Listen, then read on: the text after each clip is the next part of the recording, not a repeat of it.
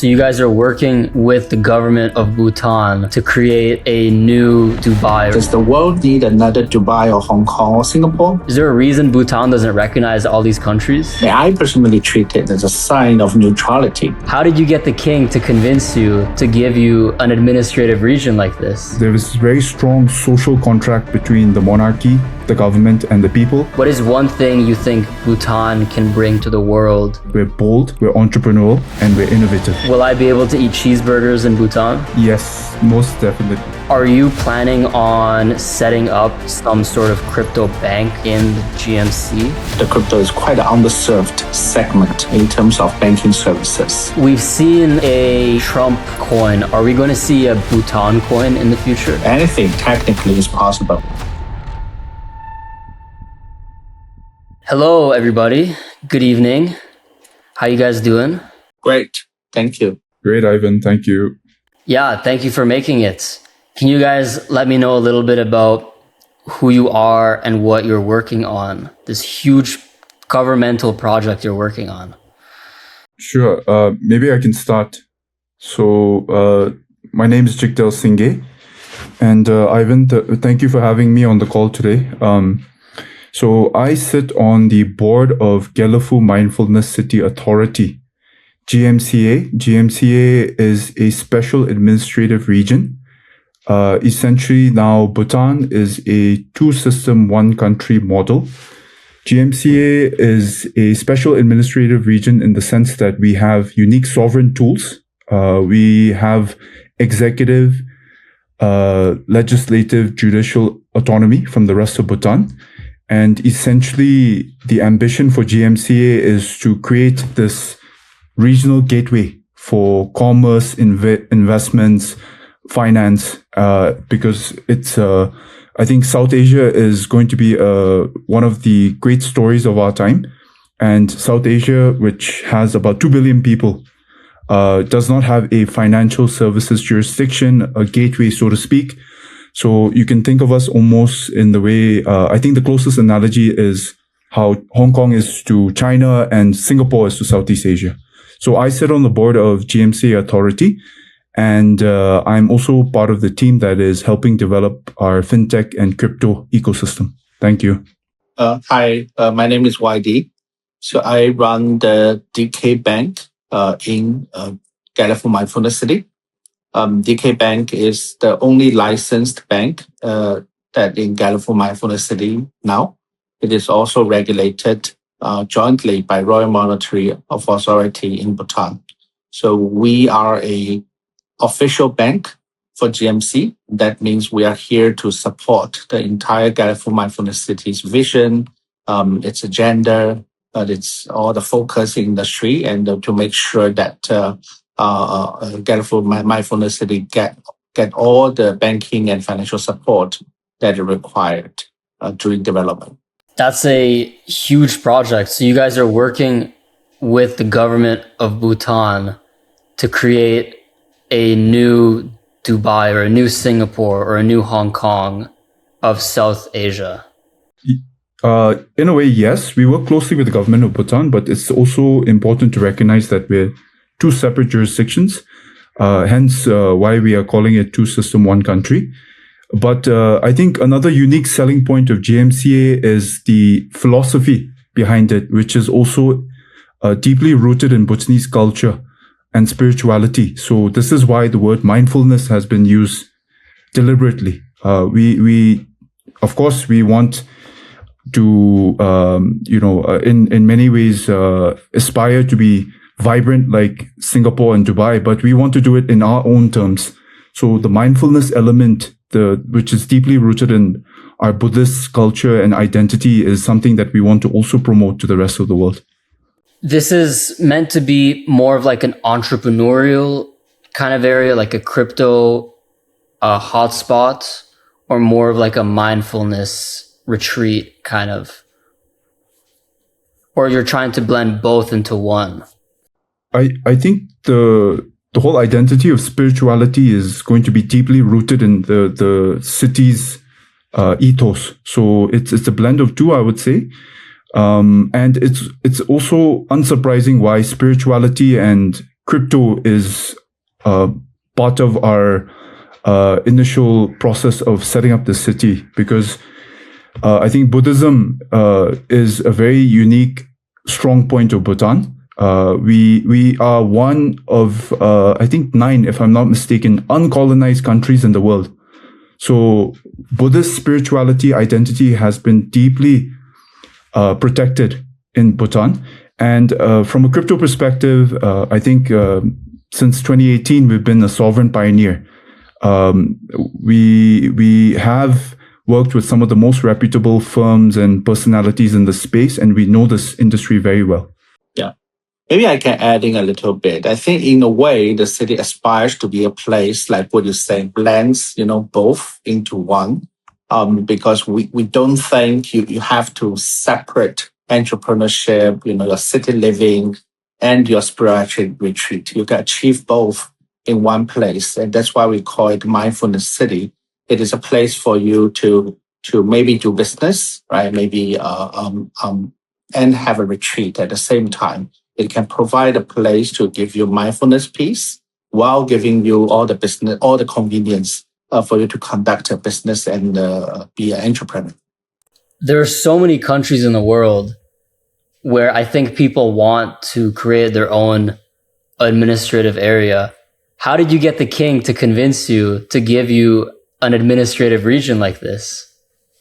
Yeah, I think one thing to keep intact, and maybe for your audience who are not so familiar with Bhutan, is the monarchy is sacrosanct. I think there's very strong social contract between the monarchy, the government, and the people. And we are a small society, but we have been politically stable, peaceful for more than 100 years. And this is because of the harmony between these key institutions. So the Gelephu Mindfulness City project, although it's a royal vision, it's also a nation-building exercise for all Bhutanese. So this is why it's such an important endeavor for all of Bhutan. That's really interesting. The announcement, it emphasizes speed and it emphasizes like a reduced friction. Are you worried that, diving headfirst into a crypto country so quickly, there might be some drawbacks that you can't predict right now? I mean, I've never seen anything like this to this point yet, a crypto autonomous region. Are you worried there might be some, drawbacks of that you can't really expect right now? Yeah, I think it's important to note that the accelerated process does not equate to reducing oversight. The Gelephu Financial Services Officer, or GFSO for short, is our regulator. They've been built and staffed with the focus on ensuring effective oversight of all digital asset firms. In other jurisdictions, digital assets are a small aspect of regulators' portfolio, and these regulators often develop very complex bureaucratic licensing processes to address systemic concerns, especially when it comes to large, complex institutions. But I think in GMC, speed is possible for a few reasons. GFSO staff have industry expertise and understand the key risks.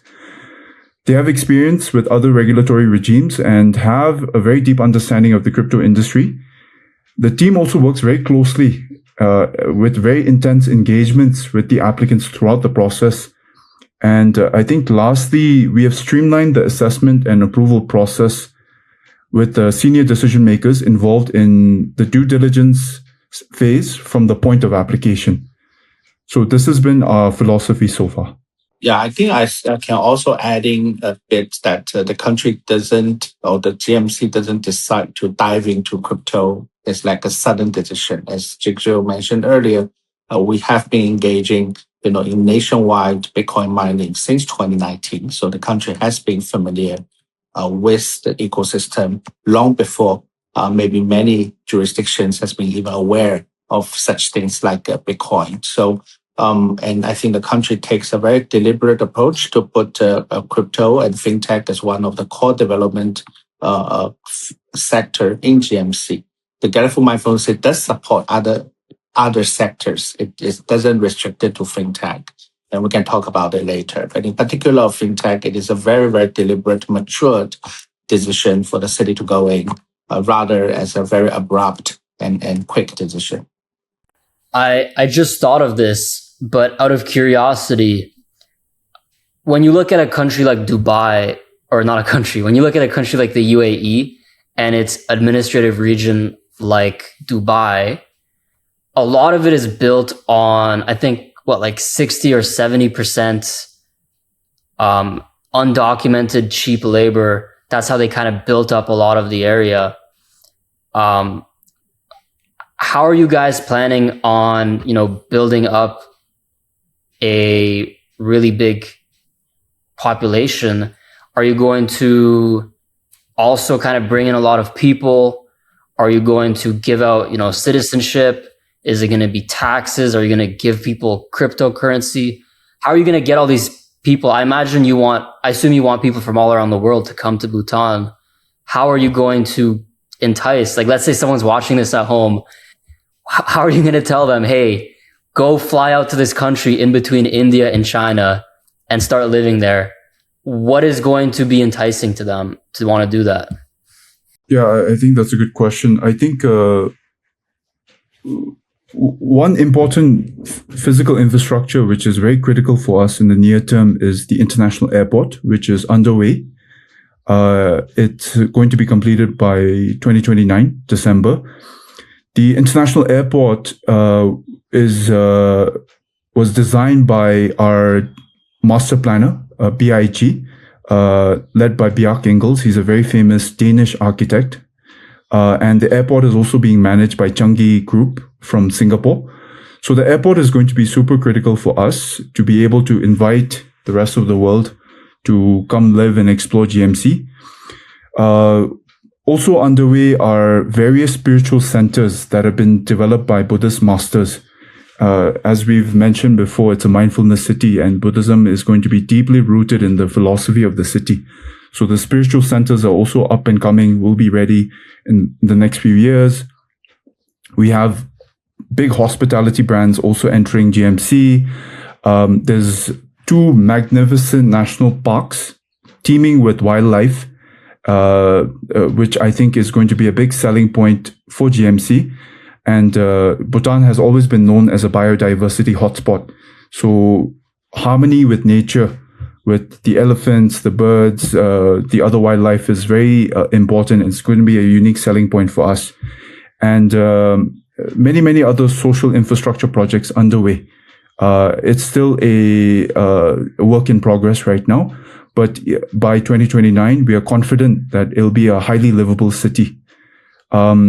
We've also combined that with, I think, incentives. For example, a personal income tax is for foreign workers is 0 at the moment. And we're doing all this deliberately because we want people to come live and work in GMCA. Are you worried that there's going to be a lot of like Muslims and Christians and Jews and Japanese Shinto people coming in? Are you ready to build, Christian churches and mosques? Are you going to kind of try to preserve the Buddhist ethos of it? I think so. This is a policy decision that we're still having. But what's important for your viewers to understand is this is going to be a highly metropolitan city, and we invite people of all faiths, all backgrounds, to come live and work with us. And I think Bhutan's history speaks for ourselves. We've always been a very hospitable people, and we look forward to interacting with the rest of the world. Yeah, and I think I want to emphasize Buddhism in nature is very inclusive. It doesn't, it doesn't go against other religions by nature. And that's why we also use the word mindfulness city. And Bhutan in history has been a very peaceful and neutral country for the past centuries, and we hope to remain to be so. to everybody, right, who wants to live harmonious together. And this is the place, to be. Awesome. How easy or difficult will it be to get citizenship? Can I call my friends in 3 years and say, guys, I'm Bhutanese? Or what's the process like going to be for someone that wants to live in this autonomous zone? Yeah, good question, Ivan. I think, as I mentioned before, these are policy decisions that's still evolving. But the SAR is, first principle wise, is going to be highly dynamic, metropolitan. So we expect people from all over the world to come live and work with us. I feel like I'm already talking to the government. You guys are doing a good job. What are your plans for crypto? We've heard of Ecuador. They're mining a lot of Bitcoin. What is Bhutan's plan to mine Bitcoin? How much are you mining right now? How much do you own? What are your plans in the next 5 years? Yeah, I think our record speaks for ourselves. We've been mining since 2018 using clean green hydro. And we were early pioneers in the space, I would say. So I think in terms of future plans, of course, we maintain the course and we are looking at expansion and acceleration because this has been a very strategic project for the country. Interesting. Yeah, that's really interesting.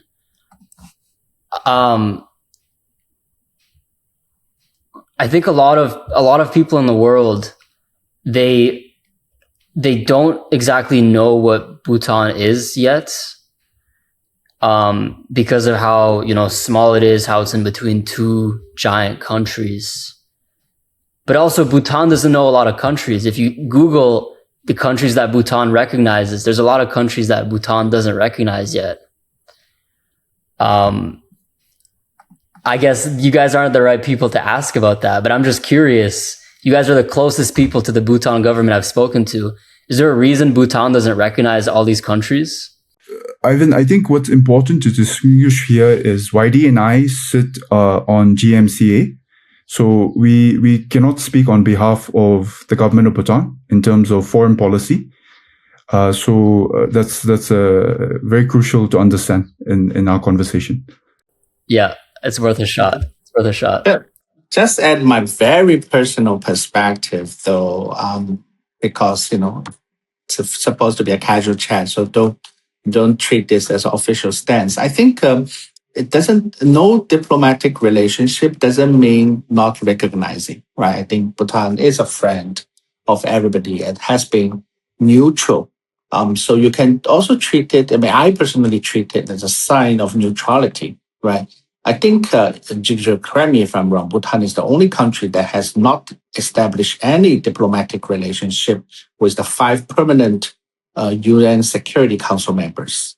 So that definitely doesn't say that Bhutan doesn't recognize US, UK, Russia, China, and France, right? It's not. But I guess it's unique, right, in the way that I think it shows a sign of neutrality. Yeah, it's very, very unique for sure. What compliance and what regulatory requirements are there for companies to get approval when they want to, license themselves in this GMC area? Because I don't assume you're just going to let like a scammer open up an offshore company there, but you also don't want to make it too complicated. What is going to be the process? Let's say I want to set up my LLC in this region. What's going to be the process for that? Yeah, so I think for your viewers, what's important to understand is in terms of corporate governance matters, we've adopted Singapore common law. And for financial services regime, we've adopted Abu Dhabi global markets. And why these two is because we felt that these are best in class. And it's also highly recognizable by global investors. So that's one.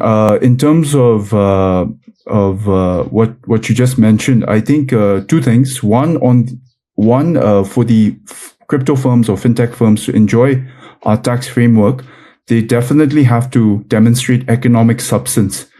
So we don't want empty offices and businesses just incorporating here. They have to be able to demonstrate certain principles, proving economic substance.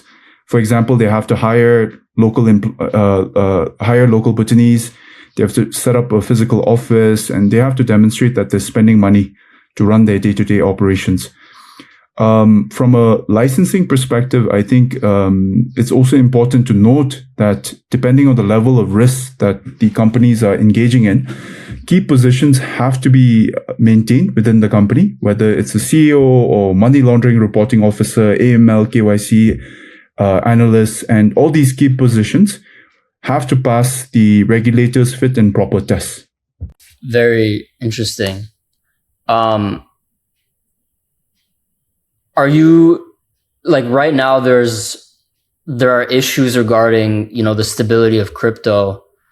People are worried that crypto firms can just get randomly debanked, and they're worried that, for example, recently, a lot of people that were using, Tether just lost access to their crypto wallets, or some crypto wallets, they just get hacked. Are you planning on setting up some sort of crypto bank in the GMC? And how are you planning on making that sustainable? Yeah, so maybe I can start first from a financial system supporting crypto that I think we have been all know that the crypto is quite an underserved segment in terms of banking services, right? There's a reason for being so, because it is started from a decentralized kind of protocol. It's anonymous, so the banking industry doesn't really know how to do the risk management of the crypto industries, and a lot of them still don't know, right? So for things that you don't know how to do, you choose to avoid. So I think GMC's advantage, right, and that's why DK work very closely with the GMCA, is this is a jurisdiction that we pride ourselves that to understand the crypto industry. Now, we are not saying there's no bad guy in the crypto industry, right? Obviously, no, right? Any industry will have a certain percentage of bad blood.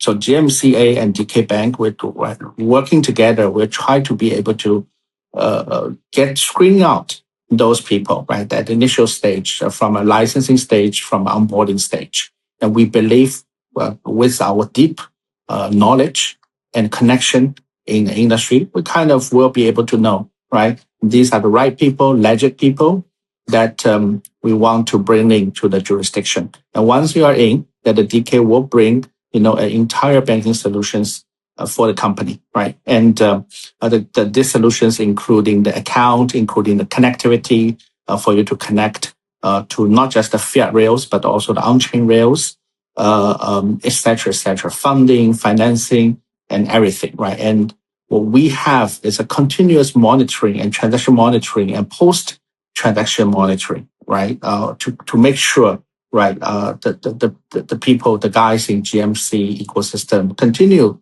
to be compliant, to be properly monitored.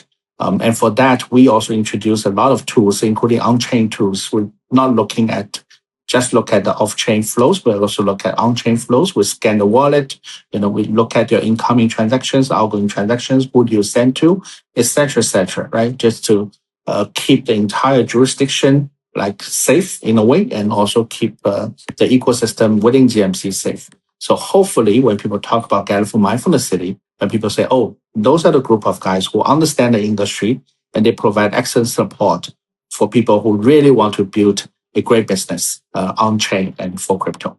We've seen a Trump coin. Are we going to see a Bhutan coin in the future? I think let me maybe explain our mental model in terms of how we're trying to build up the ecosystem. So we want to build up actually the institutional stack. And this is why we've been working very closely with builders, institutional technology providers across the value chain, from mining and data centers, custody, asset management, prime brokerage. and other key segments of the digital asset ecosystem. And we've deliberately chosen to work with reputable institutional players. I think the retail speculative side is something that maybe we, GMCA at least, will not actively engage in.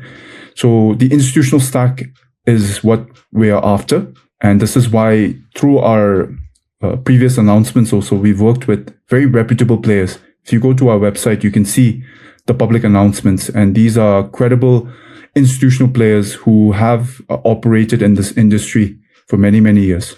What are your goals for the next 5 years, for the next 10 years, and for the next 20 years? Wardy, do you want to speak from a DK perspective? And then I can add on if necessary. Yeah, let me go first from a bank's perspective, right? I think 5 years, let's say that's a medium-term project. Then the bank, that we hope the bank can already, develop a very full suite of services. We're able to integrate on-chain and off-chain together. Right now, we see the problem that even some banks are providing so-called crypto-friendly services. They most deal with the fiat flows. So all they say is, I'm not going to stop banking you because you are a crypto business. But all your crypto flows don't come to the bank, right? But we want to be different. We want to integrate fiat and crypto together. We want to provide you a multi-currency account and a custodian services for crypto. So we want you to manage your USDT, USDC, etc., just like you manage your US dollar and pound and euro in one bank account. And you can deposit, you can transfer, you can pay, you can use it for financing and any other commercial banking activities that a bank support. We do not discriminate against, let's say, a legit token. Our plan is to be able to support, a very wide range of stable coins, that legitimate stable coins that is regulated. We want to support major cryptos like Bitcoin, the Ethereum, utility tokens as such, right? To be able to support on the banking platform. That will be a 5-year goal for us. Of course, always hope to achieve it further, but technology requires something to do in the way that for traditional bank, it's not that easy to integrate the blockchain because traditional bank, it's batch processing 9 to 5 weekdays. Crypto is 24/7 real time, right? It's ongoing and floating. So you need to kind of manage the both of the and reconciliation, the two sets of accounts at the same time for a bank who wants to be crypto, not just friendly, but maybe crypto native as well. There's a tough technology upgrade that we need to do, right? Which we hope we can do within the short to medium objective. Longer term, I think we want to be the most ready bank because the one of the big vision on the crypto and the fintech industry, not just for DK, but also for GMC and Bhutan, is we believe the world financial services are gradually migrating from off-chain to on-chain. We're migrating from, a 9 to 5 weekdays kind of transaction model to a on-chain model, borderless, the money move more efficiently, easily, right, across the border or within the country. And we want to be the most ready bank to prepare for that revolution or to happen, right? So DK or GMC could benefit from this grand shift, I would say, that will happen. And we believe, right, in the coming decade or maybe 2 decades. What if Bitcoin goes down and never goes back up? Is that possible? Personally, I do not think so. Especially now, with all the regulatory clarity, the institutional players participating, and personally also one thing I see is we're seeing one of the greatest wealth transfers from the baby boomers to the millennials, Gen Z. And that wealth transfer, once it reaches the hands of the younger people, I think they will invest in technology and innovation. And Bitcoin is part and parcel of that narrative. So I personally don't see that happening. Maybe I can add in from a banker's perspective, right? Because as a banker, you always think the other side of the coin on the risk management side. So anything technically is possible. So yeah, Bitcoin can go down tremendously. and what will happen, right? And I think for us, what we have been emphasizing is a digital asset blockchain ecosystem, right? Web3 ecosystem. So we need to recognize that it doesn't necessarily be fully dependent on Bitcoin. And that's we want to, I mean, as a country, as a jurisdiction, we want to diversify as well. So, and blockchain is a technology, right? Bitcoin is an application of blockchain, right? We are, very big on Bitcoin, but we will also want to be big on other things on the blockchain. So that's why we work with a lot of, parties to talk about stablecoin, real world tokenization, et cetera, et cetera. So all these, I think, are independent of Bitcoin, that and the country and the jurisdiction GMC will spend a lot of effort to develop. And hopefully that could, if the Bitcoin crash happened and never go back, it could, but we still have other very strong legs of foundations for the crypto and digital asset business. Sounds like you guys have it all figured out. How many people do you expect? Actually, I have a better question.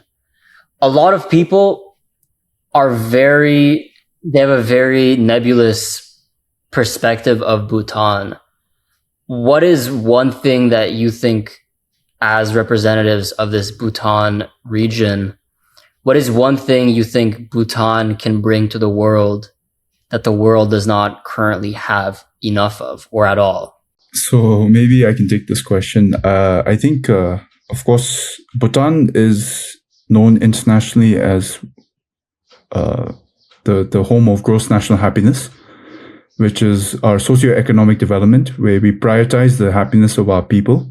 And this has been very important for us in terms of our development philosophy. But I think in terms of from a GMCA's perspective, what we also want to demonstrate to the world is that we're bold, we're entrepreneurial, and we're innovative. And we want to invite global commerce investments into GMCA because we truly believe that we are going to be a regional node, a hub for South Asia. And as I mentioned before, South Asia is a rising region for commerce, investment, and financial progress. In South Asia alone, we have about 2.1 billion people. And I think the India story is very compelling. And I think GMCA, because of our robust governance, our progressive legislation, our highly conducive business environment, we want to be able to tap onto global capital markets and also participate in regional and global value chain to generate the level of economic activity that's needed for the region. So my message would be that we are also open for business, and we believe we are creating one of the most competitive operating systems in the world to make business very easy to do.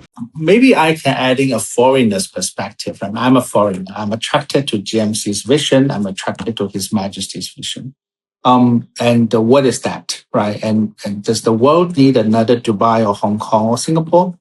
Well, not yet. Maybe yes, maybe no, right? But the world, I think, needs another place that which is unique for Bhutan is to care about mindful development or sustainable development, which is very much deeply rooted in a spiritual kind of way. So let me tell you a very small story, right? When I first go to Bhutan, and the country has only one traffic light in the capital city, right? It has only one traffic light. It's not because of the city is not crowded. The city has plenty of cars, right? But it doesn't need traffic light to divert traffic because people are so socially active and very, very polite. So you go one car the other way and there's no honking, nothing. Everybody wait patiently if there's a jam. And I think, in this very, chaotic, more and more chaotic world, unsettling world, this kind of mindset is very, very much needed globally. So I'm personally very curious, and I hope, such a mindful development mindset will succeed in the world. It's like everybody, move together. Everybody, we want development, but we want to develop with, a lot of cautious care, and we don't want those kind of greed, negative emotions, whatever, to develop together when the development happens, right? So whether Bhutan will succeed or not, GMC will succeed or not, I'm very confident, but we'll see. I truly believe this kind of vision is very interesting and is very needed in today's world. Do you think one of the reasons why there's only one traffic light is because you said there's not a lot of people, but Bhutan has under 1 million people. If you start tapping into the 1 billion people in South Asia, Bhutan could become very crowded very quickly. You know, we've seen what New Delhi looks like and these huge cities in India. Are you not worried about bringing in an insane amount of people and all of a sudden now it's no different than the rest of these very, very busy cities?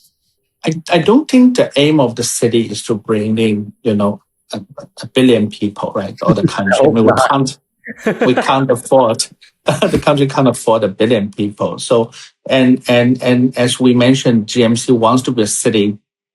You probably don't see skyscrapers, right? The maximum height, Jigdrel, correct me if I'm wrong, is like 20 meters, 5 stories or 6 stories, maximum buildings, and very much traditional Bhutanese culture style buildings that a lot of the environmental friendly materials we used, bamboo woods and everything like that. So the city will not be a crowded. We don't want to build a crowded city. Of course, there will be policy choices on how to move towards that. But let's talk about vision first. The vision is not for a city to be as crowded as, Mumbai or Delhi or Shanghai or Singapore or Hong Kong, right? That's not a goal. So again, the mindfulness development is very important here, right? We want people to have the space, live comfortably, have a lot of outdoor nature activities, be able to do spiritual retreat and meditation at a quiet place. And then the next day you can walk to your nearby offices to do some work, and that's the goal, right? How to achieve that? We're just starting, but that's the vision. Yeah. So just to comment here also, I think if you look at the territorial size of GMCA, it's about 4,000 square kilometers, about 6-7 times the size of Singapore. And the master plan that we've developed for the city is very deliberately designed to ensure open space, harmony with nature, community living. So because GMC is a totally greenfield project, this is where the design principles of building the city is extremely crucial, which we've taken into account. So I think that will also help address the concerns that you have raised. What are your projections for population? Like, what are your goals? How many people would you like to be a part of this project? So I think we don't have a concrete number, but I think we're focused on the design principles, which I've mentioned before. So hardware infrastructure and software infrastructure is foundational. And this is why we have also, chosen to work with global experts, reputable firms. This is what we want to get right from the get-go, which is progressing very well at the moment. It's very interesting. Let's say I'm like, okay, I'm sold. I want to go fly out to GMC. How do I do this? What's the timeline? How do I become Bhutanese? What's the process like? So I think maybe to start off with, we can talk about the digital nomad program, which we are testing. I think that will give you a good idea of where we're heading. Yeah. So I think we are now targeting 2 groups of people. One group of people Jigdrel talk about, you want to come to Bhutan to set up a company, then we have a process, right? So once you set up a company and you hire a few local employees, then the entrepreneur yourself will probably be granted long-term visa that for you to be able to easily travel and reside within Bhutan when you want to. Right. So another way we are also considering is a digital nomad program, which is we're currently testing and refining. We have not publicly rolled it out. It's still in testing phase, but I can share a little bit. The target group that we want is young people, young entrepreneurs, people who want to work remotely. They want to find a place to enjoy. And typically, we find this group of people are very matching to what Bhutan has to offer: outdoor, nature, spiritual. A place of hospital people, and very, very culturally inclusive and diversified. And we want them to, come to Bhutan not just to enjoy what the country can offer, but also to contribute, from entrepreneur scenes. We hope they can build something genuinely in the country while they stay here as well. So we are targeting this group of people and offering them 1 year kind of digital nomad program, and all the income will be tax free. And they have the resident status, they can come and stay in GMC, right? But we have received some feedback, so it has been refining, and we try to roll it out very soon. As you say, one of the issues is the country couldn't, and we don't want to handle too many people, right? And to make it very crowded. So we want, how do you balance that? But we also don't want to set the bar in a way that too strict. So we let go a lot of talented young people, and they don't have the chance to come to visit. So that has been still some policy discussions internally, and we hopefully we can roll it out soon. So two group, right? Entrepreneurs who want to set up a company that's ready, right? Talk to us, write to us in the email. We will respond to you. We will guide you how to set up a company in the jurisdiction. The individual group of the people give us some time, but we want to attract, young, dynamic entrepreneurs, and hopefully you will contribute positively to GMC development as well. I have a couple questions related to this because I might have like a couple thousand people that would be interested, like right now. What are the living expenses? How expensive is it to live in this region? Yeah, I don't have the numbers off the top of my head, but I think a quick Google search, you can find the information. But I would say, not very expensive to live. Compared to Toronto, I'm sure the living cost is a fraction of Toronto. Yeah, so I think the rental, if I'm not wrong, Jigdrel is roughly $500 a month at most. Yeah, so that's roughly the rental cost, and which is the biggest cost. Food is very affordable. You can also go to the grocery market to buy the vegetables there. It's fantastic, very fresh, high mountain kind of vegetable. Oh, by the way, I don't think Bhutan import any pesticides. So essentially all the food, all the vegetable in Bhutan are organic, right? In a way, right? So it's very, very healthy lifestyle and a relatively low living cost, I would say. This is a insensitive question, but I need to ask. I know some Buddhists, they don't eat meat. Will I be able to eat cheeseburgers in Bhutan?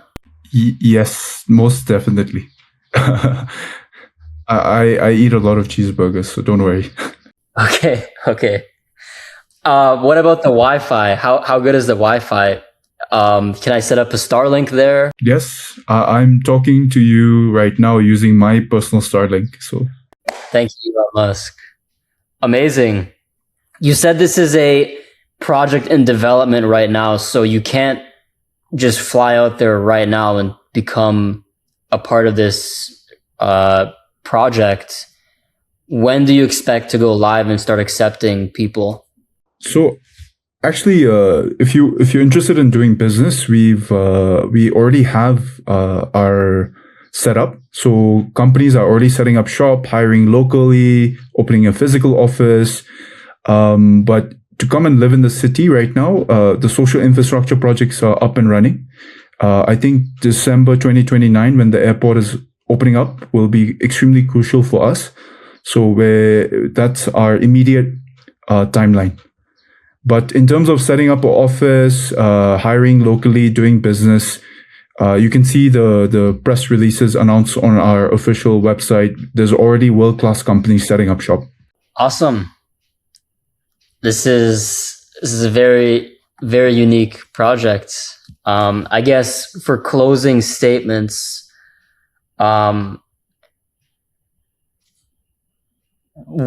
let's say somebody wants to go to Bali and they want to be a digital nomad there, or they want to go to Dubai or maybe Miami. What makes this administrative region unique? Why would they go to Bhutan, a country that a lot of people haven't heard of, rather than these, huge hotspots with millions of people and skyscrapers? Why Bhutan? So personally, I think, as we mentioned in the podcast, right? What's our value proposition? The whole thing was about this question, but Yeah, definitely. But maybe to reiterate, I think what's our unique selling point is the fact that we've kept our culture identity intact. Buddhism is very vibrant here, and it's something that we want to subtly build in our ecosystem, because I think rather than a religion, right, the philosophy of mindfulness, spirituality is very important, especially these days as the world is progressing into a very technological frenzy. People are always on their phones. We're always on Google Meet.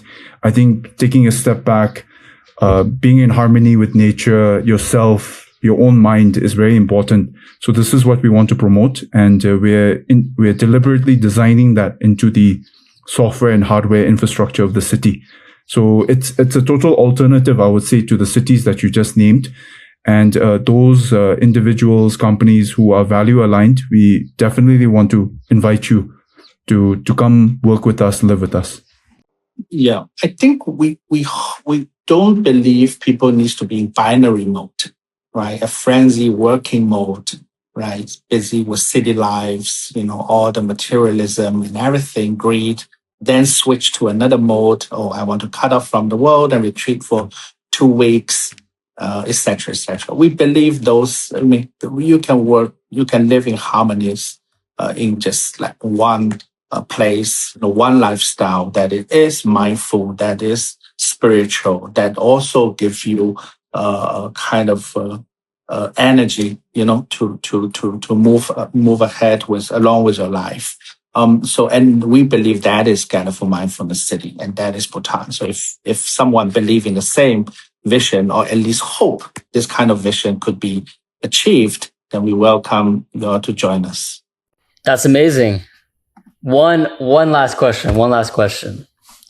Me as a person across the world, what can I do to get like a national citizen award, or like special global citizen award? Is there anything I can do to be nominated from the country of Bhutan or from the administrative region? So,